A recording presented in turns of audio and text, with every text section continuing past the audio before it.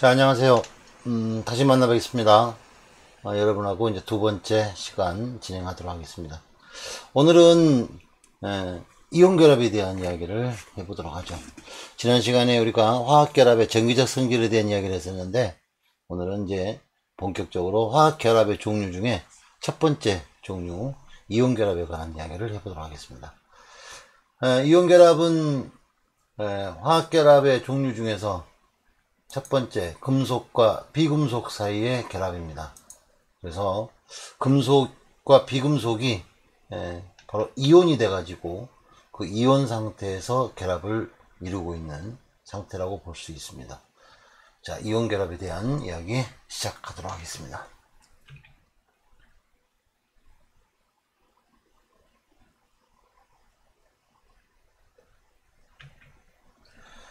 자, 먼저 이온 결합에 들어가면서 우리가 먼저 익혀야 될 것은 옥텟 규칙입니다. 알다시피 옥텟 규칙이라고 하는 건 가장 바깥쪽 껍질의 전자를 8개 가지려고 하는 특성을 가지고 있고, 그러게 되면 매우 안정적이 된다는 그런 이야기죠. 그 다음에 옥텟 규칙을 만족하는 과정에서 바로 이온 결합이라고 하는 게 형성이 되어집니다. 그래서 옥텟 규칙과 이온 결합을 이어서 설명을 하겠고요. 자, 오늘의 학습 목표, 비활성 기체의 전자 배치를 이용하여 옥텟 규칙을 설명할 수 있다. 이온의 형성과 이온 결합의 형성 과정을 설명할 수 있다. 그리고 이온 결합의 특성, 그리고 이온 결합을 하는 화합물의 성질을 설명하고 그 예를 찾아볼 수 있다. 자, 오늘 우리가 공부해야 될 주요 내용이 바로 이 세 가지 내용이 되겠습니다. 이온 결합이 이루어지는 방법을 찾아보기 위해서 가장 먼저 우리 이온 결합에 대한 가장 쉬운 이야기부터 들어가도록 하겠습니다. 여러분들이 가장 쉽게 생각하는 건 바로 이온 결합 물질의 대표적인 물질인 소금이죠. 바로 그 소금에 대한 이야기부터 시작을 합니다. 자, 소금과 이 나트륨 그리고 염소, 얘들의 관계, 알다시피 나트륨이라고 하는 물질과 염소라고 하는 물질, 그리고 소금이라는 물질은 서로가 비슷하면서도 다른 그런 물질들이죠. 가끔 보면 어떤 학생들은 나트륨이라고 하는 단어와 소금이라는 단어를 같게 느끼는 경우도 있습니다. 야, 소금이 어쩌고저쩌고 하면 나트륨이 어쩌고저쩌고 라고 생각을 하게 되는데, 실은 나트륨과 소금은 완전히 다른 물질이고요. 나트륨이 염소라고 하는 것과 반응을 하게 되면 바로 이 소금이 만들어진다는 사실을 생각을 할 수 있습니다. 자, 오늘은 일단 소금이 만들어지는 상황을 동영상을 통해서 잠시 보도록 하겠습니다. 자, 나트륨과 염소가 만나면 격렬하게 반응을 하는데, 그 까닭은 무엇인지 한번 생각을 해봅시다.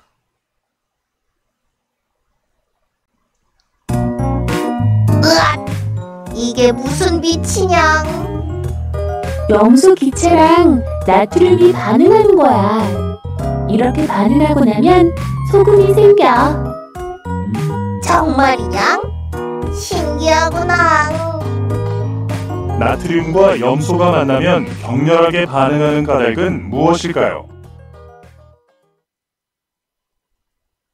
자, 나트륨과 염소가 만나면 이렇게 격렬하게, 지금 방금 동영상에서 봤다시피 아주 거의 불꽃을 내면서 하얀 연기가 나오면서 반응을 하게 됩니다. 이렇게 염소 기체에 나트륨을 넣어주면 가열하지 않아도 매우 강한 빛을 내면서 격렬하게 반응하여 소금이 생성이 되죠. 나트륨과 염소가 만나면 이렇게 격렬하게 반응하는 까닭은 과연 무엇일까요? 자, 어느 정도 화학 시간에 배웠던 내용을 기억을 해낸 사람들은 뭔가를 좀 생각을 해낼 수가 있겠죠? 바로 나트륨이라고 하는 건 금속성이 매우 강한 1족 원소고요.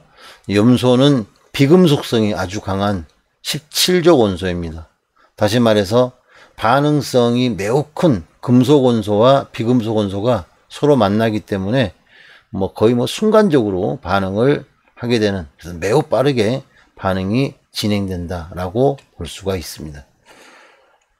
자, 이온이 형성되는 과정을 잠깐 보도록 합시다. 먼저 옥텟 규칙입니다.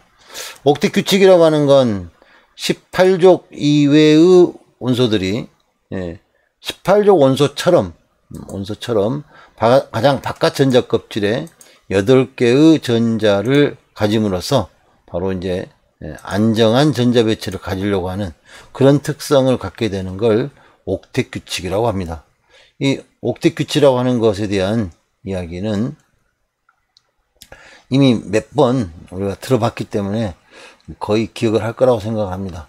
그래서 18족 원소와 같은 전자 배치, 다시 말해 가장 바깥 전자 껍질, 우리가 이걸 최외곽 전자라고 이야기를 하죠. 바로 최외곽 전자를 8개를 가지려고 하는 그런 특성을 갖게 되는, 그러면 매우 안정적인 상태가 되는, 이게 바로 옥텟 규칙입니다. 자, 보다시피 몇 가지 원소의 전자 배치를 보겠습니다. 나트륨 원자번호 11번이죠. 11개의 전자를 가지고 있고요. 가장 바깥쪽 껍질의 전자를 1개 가지고 있습니다. 마그네슘 원자번호 12번이고요. 가장 바깥쪽의 전자를 2개 가지고 있습니다. 알루미늄 13번이고요. 가장 바깥쪽의 전자를 3개, 즉 안쪽에 10개, 바깥쪽에 3개. 산소는 8번이고요. 그래서 가장 바깥쪽의 전자가 자 쭉 보시면 몇 개가 있습니까? 6개가 있죠. 염소는 17번이고요. 가장 바깥쪽의 전자는 7개가 있습니다. 다시 말해 각 원소의 족을 보게 되면 얘는 1족, 얘는 2족, 얘는 13족, 얘는 16족, 얘는 17족이고요. 족에 따라서 최외곽 전자의 숫자가 다르다는 걸 알 수 있습니다. 주기율표를 참고해서 자, 족과 원자과 전자수를 알아보자. 나트륨은 1족이고요. 그래서 원자과 전자수 1개입니다. 마그네슘은 2족이고요. 원자과 전자수 과연 몇 개일까요? 알루미늄은 13족이고요. 역시 원자과 전자수 몇 개일까요? 산소 16족이고요. 염소 17족입니다. 그래서 얘들의 그 족을 알게 되면 원자과 전자수가 몇 개인가도 우리가 금방 알 수가 있죠. 마그네슘은 2족이니까 원자과 전자수 2개, 알루미늄은 13족이니까 3개, 산소는 16족이니까 6개, 염소는 17족이니까 7개가 됩니다. 이렇게 이제 가장 바깥쪽에 있는 전자의 숫자를 우리가 최외곽 전자라고 그러고 혹은 원자과 전자라고 그럽니다. 그럼 원자과 전자수를 몇 개? 8개. 8개를 가질 수 있는 그런 방법을 찾아보는 거죠. 그래서 비활성 기체와 같은 전자 배치를 갖는 방법은 나트륨은 전자 1개를 이렇게 잃어버리는 거고요. 그 다음에 마그네슘은 전자 2개, 알루미늄은 전자 3개를 잃는 것이 그게 바로 이제 네온하고 똑같은 전자 배치를 갖는 겁니다.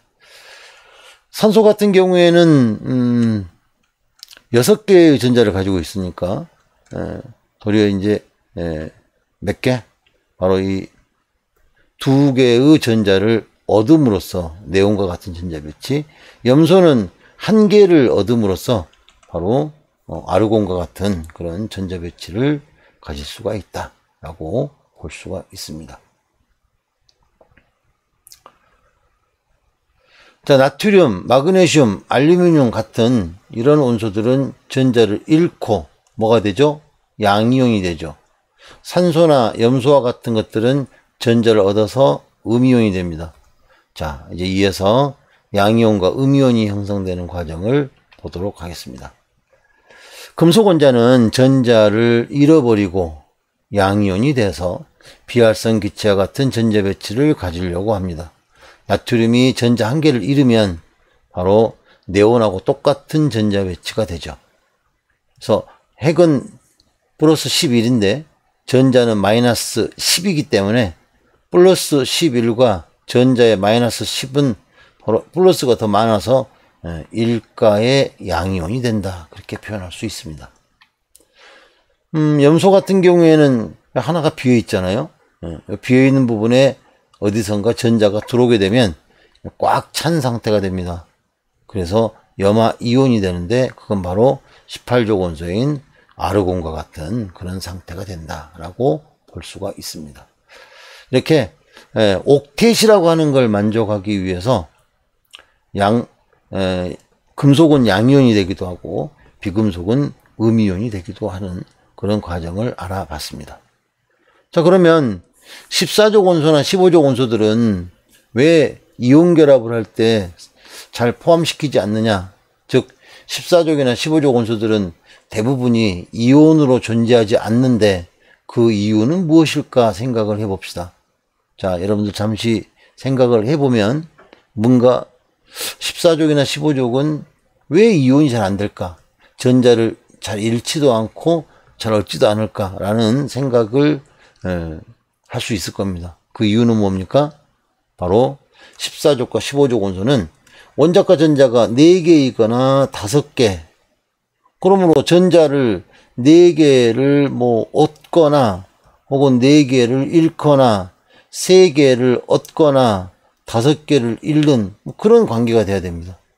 이렇게 이제 많은 수의 전자가 관여를 하게 되면 실질적으로 그 반응이 일어나기는 쉽지 않다는 거죠. 전자 1개, 2개, 3개 얻거나 잃는 것보다는 4개나 5개 이런 것, 이 정도 많은 수를 얻거나 잃는 게 훨씬 힘들다고 생각하시면 되겠습니다.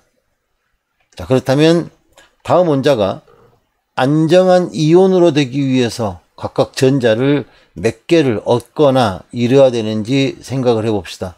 그러려면 최외곽 전자가 몇 개인가를 봐야 돼요. 이 산소는 최외곽 전자가 몇 개냐? 16족이기 때문에 6개입니다. 질소는 최외곽 전자가 5개, 15족이고요. 마그네슘은 2개, 칼륨은 1개의 최외곽 전자를 가지고 있습니다. 그렇기 때문에 결국 얘는 6개니까 2개를 얻으면 좋겠고요. 5개니까 3개를 얻으면 좋겠고요. 2개니까 2개를 잃으면 옥텟이 되겠죠. 1개를 잃으면 역시 안정적인 옥텟이 될 겁니다. 그래서 산소는 2개를 얻고, 질소는 3개를 얻고, 마그네슘은 2개를 잃고, 칼륨은 1개를 잃는 상태에서 이온이 되는 게 바로 옥텟을 형성하는 방법이다 라고 볼 수 있어요. 자, 산소는 전자 2개를 얻고요. 질소는 3개를 얻고요. 마그네슘은 2개를 잃고요. 칼륨은 1개를 잃는 것이 가장 안정적인 상태가 되는 것이다. 자, 그 다음 나트륨이 전자 몇 개를 잃거나 얻습니까? 라고 되어 있는데 나트륨 이온이 되려면 최외곽 전자, 즉 원자과 전자가 1개이기 때문에 1개를 잃고, 그러면 비활성 기체인 누구처럼 되는 거죠? 나트륨이 11번입니다. 1개를 잃었으니까 10번. 누구죠? 네온과 같은 전자 배치가 만들어진다. 그렇게 생각할 수 있습니다. 그러면 산소는 어떻게 될까요? 산소는 원자번호 8번입니다. 원자과 전자가 6개예요.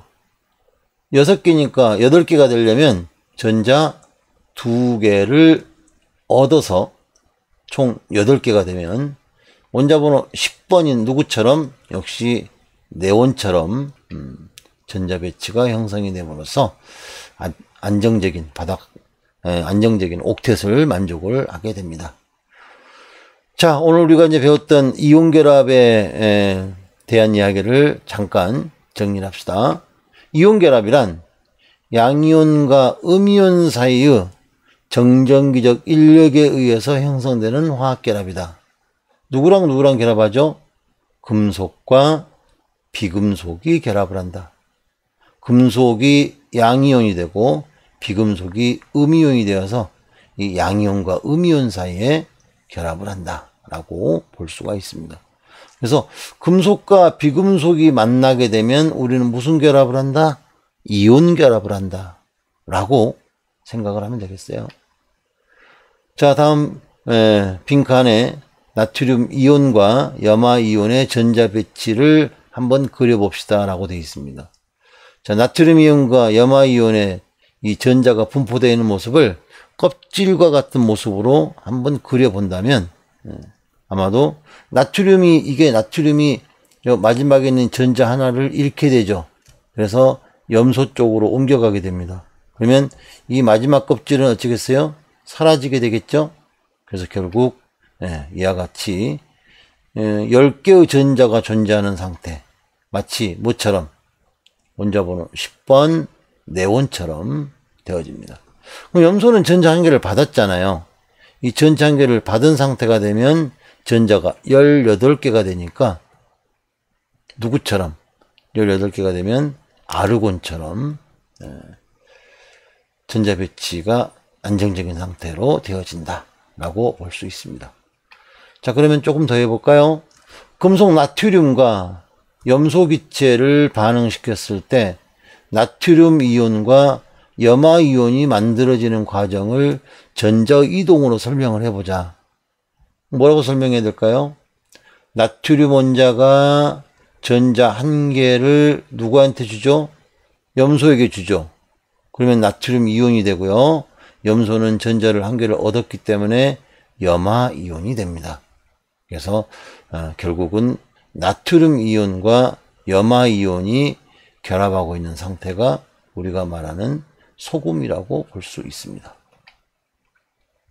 다음 글을 읽고 틀린 내용을 모두 찾아서 옳게 고쳐보자 라고 되어 있습니다. 자, 천천히 한번 읽어볼까요? 나트륨 이온과 염화 이온이 가까이 접근하면 정전기적 나트륨 이온은 플러스고 염화 이온은 마이너스니까 정전기적 반발력이 아니라 뭐라고 해야 될까요? 인력이라고 해야 되겠죠. 인력. 서로 끌어당기는 인력이 작용하여 염화 나트륨이 생성된다. 염화 나트륨은 나트륨 이온 1개와 염화 이온 1개가 결합한 이온자 분자. 전부 다 좀 이상한 거네요. 나트륨 이온과 염화 이온 1개가 결합한 게 아니고 1대 1의 비율로 결합을 하고 있습니다. 즉 이들은 이온자 분자가 아니고요. 이온 결합을 하고 있는 상태이고, 이온 결합을 하는 물질들은 그 숫자를 가장 간단한 종수비로 나타냅니다. 그래서 가장 간단한 종수비로 나타낸다라고 생각을 해야 되기 때문에 일단 분자가 아니라는 사실 여러분들이 꼭 생각을 하시고요. 자, 틀린 글을 한번 바꿔봅시다.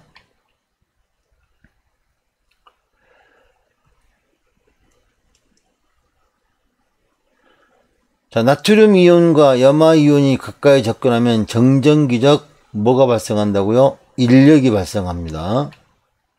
그리고 나트륨 이온과 염화 이온 1개가 결합하는 게 아니라 1대1의 개수비로 결합하는 이온 결합을 하고 있는 결정이다. 그렇게 고쳐야 될 것 같네요.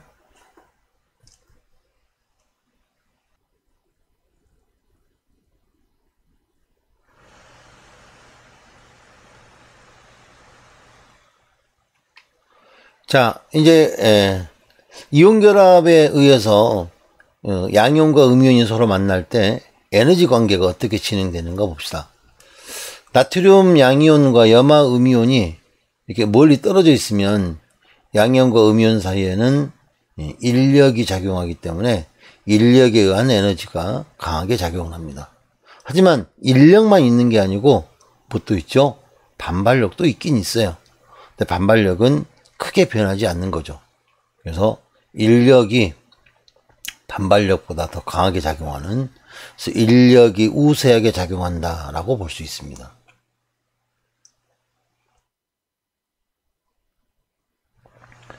자, B가 되면 인력과 반발력이 균형을 이루어서 이게 가장 낮은 에너지를 가지고 있죠. 그래서 가장 안정적인 상태를 가지고 있는데 그때가 양이온과 음이온이 맞닿아 있을 때입니다. 맞닿아 있을 때. 이제 그보다 더 가까이 다가가게 되면 이제 양이온과 음이온이 너무 가까워서 서로 반발을 하게 돼요. 그래서 반발력에 의해서 서로 밀어내게 된다. 그러니까 가장 안정적인 상태는 바로 이 B 상태죠.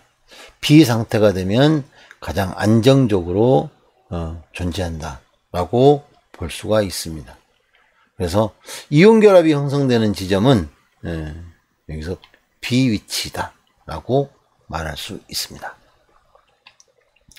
그럼 이온 결합의 화학식을 결정을 할 때는 가장 간단한 정수비로 결합을 하는 거예요. 가장 간단한 정수비로 결합을 해야 되기 때문에 가장 쉬운 방법이 양이온의 전하수와 음이온의 전하수를 서로 엇바꿔 주는 거죠. 그래서 A, B, P, A 이렇게 바꿔주게 되면 바로 그 화합물을 표현하는데 가장 쉽게 표현이 됩니다. 예를 들어서 마그네슘은 2가고 염화이온은 1가니까 서로 엇갈려서 Cl 하나에 Cl 둘에 Mg 하나에서 MgCl2. 나트륨과 산소 같으면 1가하고, 자, 산소는 2가의 음이온이죠. 그러므로 서로 엇바꾸면 2대 1 해서 Na2O 이런 식으로 화합물의 화학식이 결정이 되겠습니다. 그럼 알루미늄 이온, 3가짜리 알루미늄 이온과 2가짜리 산화이온이 결합을 한다. 서로 어째 되겠어요? 엇바꿔야 되겠죠. 어떻게 될까요? Al2O3 그렇게 엇바꿔서 알루미늄과 산소가 2대 3의 비율로 결합한다. 그렇게 말할 수 있습니다. 자, 핵심 개념이 확인하기입니다. 양이온과 음이온 사이에 정전기적 인력이 작용하여 이루어진 결합을 무슨 결합이라고 한다? 이온 결합이라고 한다. 두 번째, 어떤 금속 M이 공기 중에서 산화하면, 산화니까 산소하고 결합을 하는 건데 이온 결합을 하는 상태이기 때문에 2가짜리 마이너스의 산화이온하고 결합을 하는 거고요.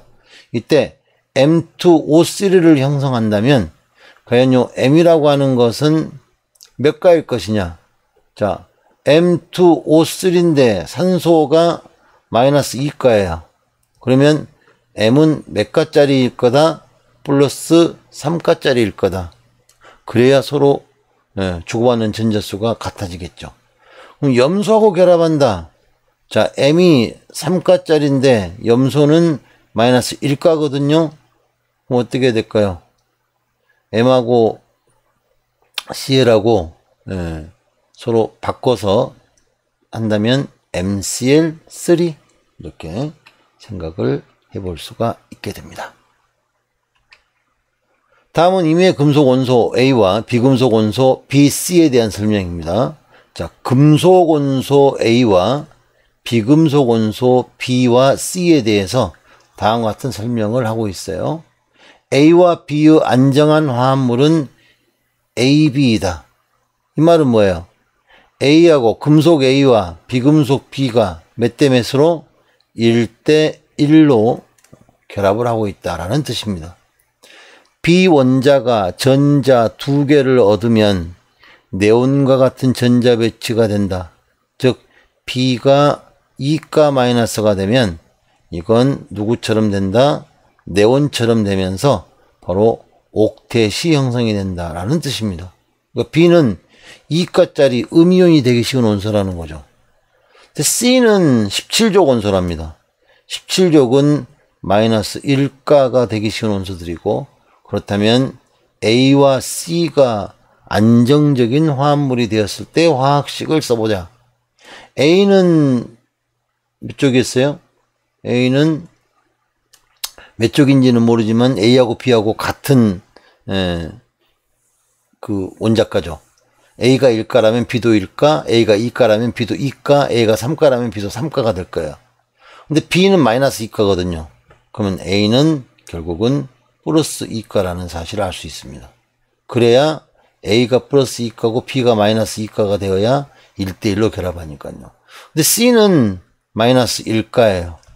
그러니까 A하고 C하고 결합을 한다 그러면 몇 대 몇으로? 1대 2로 결합을 해야 되겠죠. 고로 A와 C의 안정된 화합물은 AC2 이렇게 볼 수 있습니다. 자, 이제 이온결합 화합물의 성질을 알아보도록 하겠습니다.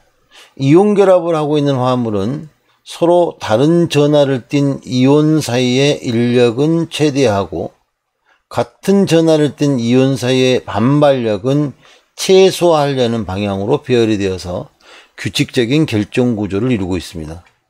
다음의 그림처럼 염화이온, 요 녹색이죠. 요 녹색들은 같은 염화이온입니다. 얘들은 최대한 멀어지려고 할 거고요. 여기 노란색, 여기도 나트륨 이온입니다. 같은 나트륨 이온끼리도 서로 멀어지려고 할 거예요. 하지만 나트륨 이온과 염화 이온, 얘들 사이, 이 노란색과 녹색의 사이는 인력 때문에 더 가까워지려고 하겠죠. 그래서 염화나트륨은 나트륨이 1가, 염소가 1가이기 때문에 1대1의 비율로 결합을 하고요. 현재 이와 같은 모습으로 결합을 하고 있습니다. 이 염화나트륨의 결정 구조는 나중에 3학년 올라가면 여러분이 공부하겠습니다. 이건 면심 입방 결정이라고 불러줍니다. 지금은 알고 계실 필요는 없어요. 자, 이온결합 화합물이 양이온과 음이온의 이온 쌍으로 존재하는 것보다 수없이 많은 이온이 배열하여 결정구조로 존재하는 것이 더 유리한 까닭을 생각해보자.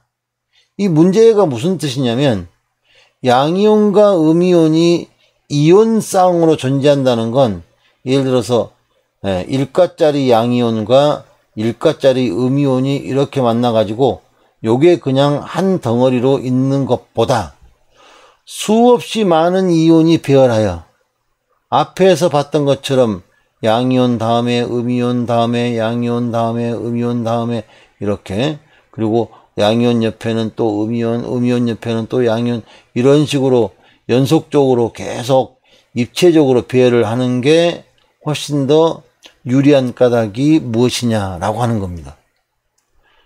이와 같은 모습, 이 분자처럼 양이온, 음이온이 뭐 1대1 이렇게 1대1이 아니라 한 개 한 개씩 이렇게 존재하는 것보다는 이렇게 그룹을 지어서 모여 있는 게 더 안정하다는 거죠. 자, 그 이유는 양전하를 띤 양이온에 음전하를 띤 음이온이 최대한 결합을 하면 그만큼 정전기적 인력도 증가하고 더 안정적이 되기 때문입니다. 그러니까 양이온 옆에 음이온, 음이온 옆에 양이온 이렇게 해서 서로가 계속 연결돼서 결합함으로써 아주 안정적인 상태를 가질 수 있다는 거죠. 자, 이제 이온결합 화합물의 성질을 알아보는 실험을 보도록 하겠습니다. 염화나트륨 혹은 소금이죠. 망치, 배터리 접시, 비커, 증류수, 전기전도도 측정장치 등을 이용을 해서 바로 이 소금의 성질을 알아보는, 이 소금의 성질이 결국은 이온결합을 하는 물질의 전체적인 성질과 같습니다. 그래서 이온결합 화합물의 성질은 바로 소금의 성질과 유사하다라고 생각을 할 수가 있네요. 자, 실험 과정을 통해서 이온결합 화합물의 성질을 알아보도록 하겠습니다. 이번 시간에는 이온 결합 화합물의 성질을 확인해 보겠습니다.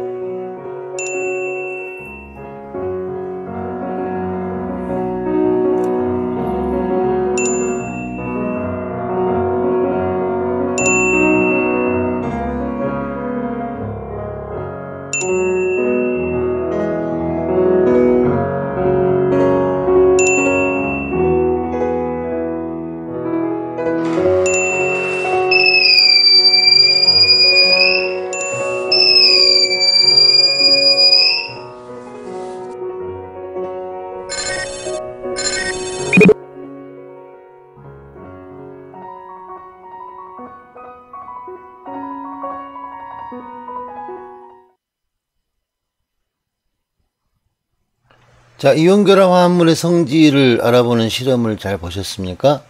이온결합 화합물인 염화나트륨, 즉 소금을 가지고 다음과 같은 실험을 했죠. 염화나트륨 결정을 준비해서 망치로 두드려 보았습니다. 어떻게 됐던가요? 망치로 두드리니까 잘게 부서졌습니다. 두 번째, 염화나트륨 결정과 염화나트륨 수용액에 전류가 흐르는지 알아보았죠. 염화나트륨 결정에서는 전류가 흐르지 않았습니다. 삐 소리가 안 났거든요. 염화나트륨 수용액에서는 전류가 흘렀죠. 삐 소리가 났어요. 불도 들어왔고요. 자, 염화나트륨 결정을 망치로 두드리면 어떻게 됩니까? 불규칙적인 모양으로 부서졌다. 고체 상태와 수용액 상태에서 염화나트륨의 전기 전도성은 어떻게 됩니까? 고체 상태에서는 전기가 흐르지 않지만 수용액에서는 전기가 흐르더라. 이게 이제 이 염화나트륨을 대표적인 물질로 생각할 수 있는 바로 이온결합 물질의 특성으로 보실 수가 있습니다. 자, 이제 이온결합 물질의 성질을 좀 알아보겠습니다. 이온결합 물질은 각 이온이 다른 전하를 띠는 여러 개의 이온과 결합을 하므로 단단합니다. 소금을 만져보면 상당히 단단함을 느낄 수 있어요. 그러나 외부에서 힘을 가하면 쉽게 쪼개지거나 부서집니다. 그래서 단단하지만 힘을 가하면 쉽게 쪼개지거나 부서진다 라고 표현을 하죠. 자, 밑에 그림에서 보다시피 힘을 주면 바로 이 부분이 밀려납니다. 그러면 어떻게 돼요? 음이온과 음이온, 양이온과 양이온이 서로 만나게 되죠. 이렇게 이제 같은 이온들이 만나게 되면 자연스럽게 반발력이 생기면서 부서지게 됩니다. 갈라지게 돼요. 그래서 이런 이온 결합의 구조상에 있어서 단단하지만 쉽게 부서지는 그런 변화를 볼 수가 있습니다. 자, 이온 결합에 힘을 가했을 때의 변화 과정을 우리가 애니메이션을 통해서 알아보도록 하겠습니다. 애니메이션을 잘 보시면 재미있는 그런 내용들이 나오죠. 대부분의 이온 결합 화합물은 각 이온이 다른 전하를 띠는 여러 개의 이온과 결합하고 있어서 매우 단단합니다. 하지만 외부에서 힘을 가하면 이온의 위치에 변화가 생겨 같은 전하를 띠는 이온끼리 반발하므로 쉽게 쪼개지거나 부서집니다.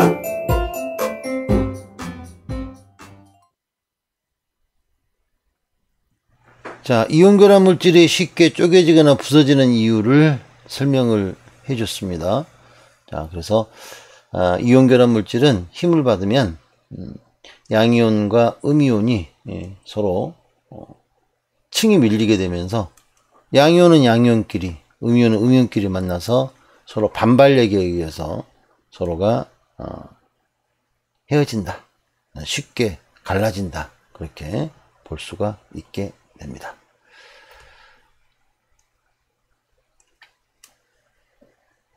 자, 이온 결합 물질의 성질 세 번째, 고체 상태에서는 이온들이 자유롭게 움직이지 못하므로 고체에서는 전기 전도성이 없다. 하지만 수용액 상태, 물에서는 이온들이 물속으로 흩어져서 자유로운 이동이 가능하므로 전기 전도성을 나타내 줄 것이다.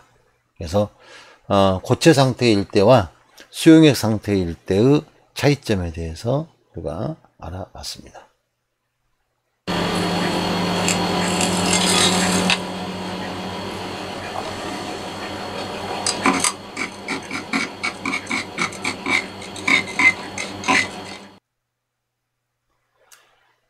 자, 이온 결합에 해당되는 물질들의 모습을 봤고요. 염화나트륨, 즉 소금이 물에 용해될 때의 모습도 다시 한번 보도록 하겠습니다. 염화나트륨은 고체 상태에서는 이온들이 자유롭게 이동하지 못하여 전기 전도성이 없습니다. 염화나트륨을 물에 녹이면 염화이온과 나트륨이온이 물 분자로 둘러싸여 물속으로 흩어집니다. 이처럼 양이온과 음이온이 물속에서 자유롭게 이동할 수 있으므로 염화나트륨은 수용액 상태에서 전기 전도성을 나타냅니다. 자, 연마나트륨이 수용액, 물에 녹았을 때 전기전도성을 나타내는 모습을 여러분들이 동영상을 통해서, 애니메이션을 통해서 잠시 봤습니다. 이런 애니메이션 같은 걸 이용하면 그래도 조금 시각적 효과가 있어서 도움이 되는 것 같기는 합니다. 자, 이온결합 물질의 특성 다섯 번째, 녹는 점과 끓는 점이 매우 높아 상온에서 대부분 고체 상태로 존재한다. 알다시피 이온결합은 전기적 인력이기 때문에 녹는 점이나 끓는 점은 상당히 높습니다. 아래쪽 표를 보면 알다시피 녹는 점 하더라도 몇백 도에서 몇천 도까지 형성이 되죠. 그 녹는 점과 끓는 점의 크기는 거리가 가까울수록 전하량이 클수록 높아진다라는 건데, 이때 전하량이 우선순위 1순위, 거리가 우선순위 2순위입니다. 아래쪽에 보면 플러스 1가와 마이너스 1가가 만나는 경우와 플러스 2가와 마이너스 2가가 만나는 경우에 녹는 점이 판이하게 다르죠. 2가들이 만나는 경우는 거의 2000도에서 3000도 사이가 되고요. 1가들이 만나는 경우는 뭐 700도, 800도, 900도 되는 거 보니까 전하량이 큰 쪽이 뭐 우선적으로 녹는 점이 높게 나타나는 걸 알 수가 있습니다. 그래서 이온결합 화합물의 이 전하량이 우선순위고요. 전하량이 만약에 똑같다면, 이게 똑같은 거죠. 플러스일까 마이너스일까? 거리가 갈수록 멀어지잖아요. 녹는 점은 갈수록 낮아진다. 거리가 멀어지면 녹는 점은 낮아진다. 그래서 제2순위가 뭐예요? 거리. 이온과 이온 사이 거리. 결국 이온의 전하가 같은 경우에는 이온 사이의 거리가 멀수록 녹는 점이 낮고요. 이온 사이의 거리가 비슷한 경우에는 이온의 전하가 클수록 녹는 점은 높게 나타난다 라고 말을 할 수 있습니다.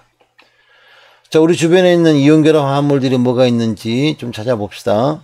건축 자재로 사용하는 대리석, 뭐 시멘트 이런 것들은 탄산칼슘이 들어있습니다. 이 탄산칼슘도 금속과 비금속의 결합이니까 이온결합에 해당이 되겠죠. 뭐 잘 알고 있는 소금은 역시 염화나트륨 이온결합이고요. 눈이 오면 뿌리는 염화칼슘 역시 이온결합에 해당합니다. 뭐 제설제로 사용한다는 건 잘 알고 있을 겁니다. 베이킹 파우더는 빵을 부풀리게 만들 때 쓰는 것인데, 그 베이킹 파우더의 주성분은 화학적으로 탄산수소 나트륨이라는 화학 물질입니다. 이건 이제 염기성이기 때문에 좀 쓴맛이 나고요.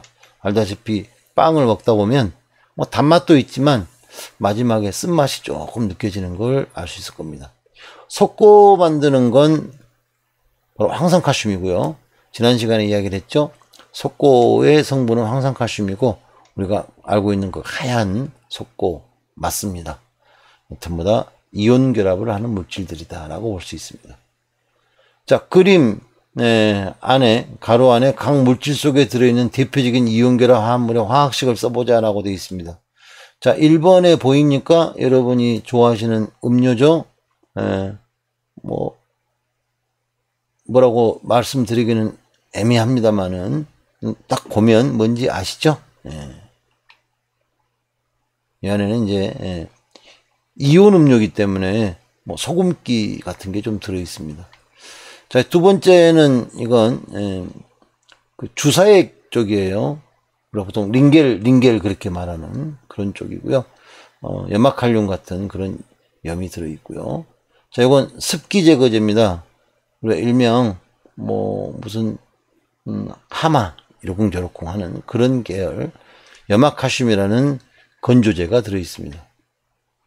네, 이건 뭐예요? 이것은 지금 분필이죠. 여러분들 선생님들 쓰시는 분필 탄산칼슘으로 되어 있고요. 요거 이제 칫솔에 묻어있는 치약입니다. 플루오린 화나트륨이라는 플루오린, 즉 불소 성분이 들어있는 치약이고요. 자, 요건 빵이죠. 베이킹 파우더겠죠. 자, 요건 두부입니다. 두부를 만들 때는 간수를 사용하죠. 자, 요건 뭐였어요? 보다시피 소금입니다. 자, 염화칼슘은 습기 제거제로 사용이 되고요. 탄산수 나트륨은 빵을 만드는, 빵을 부풀리는 데 사용하는데 그 이유는 무엇이냐? 염화칼슘은 공기 중에 수분을 흡수해서 스스로 녹는 성질이 있고요. 우리는 그것을 조해성이라고 그래요. 탄산수 나트륨은 열분해가 되면 이산화탄소가 나오는데 그 이산화탄소가 빵 속에 머물러 있게 되면 빵이 부풀어 오르게 하는 그와 같은 특성을 갖기 때문에 그런 특성들을 이용을 해서 다양한 용도로 사용을 하고 있다고 볼 수 있습니다. 자, 이온결합 화합물이 공통으로 가지는 특성을 3가지 이상 써보자 라고 되어 있습니다. 이온결합 화합물이 가지는 공통적으로 가지는 특성이 뭘까? 이온결합 화합물의 특성, 머릿속으로 뭘 생각하면 돼요? 소금 생각하면 되죠? 아, 소금호 성질을 적으면 되겠구나. 하지만 소금이라고 말하면 안 되겠죠? 자, 소금이라고 말하지 말고 소금호 성질. 힘을 가하면 잘 부서진다. 물에 잘 녹고 물에 녹으면 전기가 잘 흐른다. 녹는 점이 대체적으로 높다. 등등. 우리가 단단하지만 잘 부서진다. 뭐 그렇게 표현을 할 수도 있겠습니다.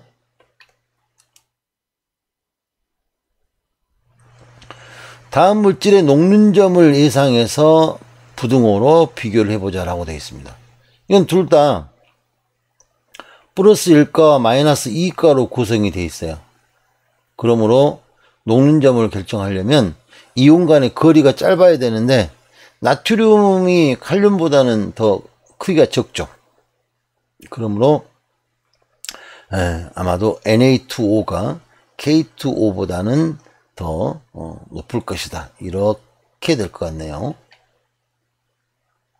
자, NaF는 플러스 1가 마이너스 1가고요. Mg는 플러스 2가의 상태이고, 여기가 지금 하나 빠졌어요. 5가 빠졌네요. 마이너스 2가입니다. 그래서 NaF는 1가, MgO는 2가니까 당연히 MgO가 크겠죠. KCl도 플러스 1가 마이너스 1가고요. CaO가 플러스 2가 마이너스 2가니까 얘도 당연히 CaO가 더 높겠죠. 그렇게 생각을 할 수 있겠습니다. 자, 우리 주변에서 볼 수 있는 이온결합 화합물을 2가지 이상 써보자 라고 되어 있습니다. 우리 주변에 볼 수 있는 이온결합 화합물 아까 앞에서 많이 말씀드렸습니다. 대리석, 소금, 링거액, 베이킹 파우더 등등 여러 가지 것들이 우리 주변에 있는 그런 이온결합성 물질들입니다. 습기 제거제, 이런 것들이 이제 이온결합을 이루는 대표적인 물질이 되겠네요. 자, 오늘은 이온결합에 관한 이야기를 여러분들하고 상당히 오랜 시간 동안 이야기를 해봤습니다. 이미 수업 시간에 다뤘던 내용이지만 다시 한번 복습을 하시고요. 이온결합에 관한 내용들 언제든지 다시 복습하셔서 여러분 것으로 확실히 만들기 바랍니다. 자, 남은 시간 동안에는 정리 좀 하시고요. 다음 시간에는 공유결합과 금속결합에 대한 정리를 해 나가도록 하겠습니다. 자, 오늘 또 수고 많이 하셨고요. 다음 주 또 다음 주도 온라인 클래스라고 알고 있습니다. 그래서 이번 주 하고 다음 주까지 계속해서 이렇게 강의를 해야 될 것 같네요. 뭐 코로나19로 약간 힘든 그런 시기이고 또 보고 싶은 얼굴도 못 보는 시간이지만 여러분들 건강하게 잘 보내시고 이번 주 그리고 다음 주까지 공부 열심히 하시고요. 다음 주에는 아마도 수업을 새로운 진도를 나갈 것 같아요. 이번 주는 복습이지만 다음 주는 진도가 나가야 되니까 더욱더 마음 잘 다지시고 다음 주에도 건강하게 보시기 바랍니다. 자, 일단 다음 시간에는 공유결합과 금속결합에 대한 이야기를 하도록 하겠습니다. 자, 오늘 또 반가웠습니다. 안녕.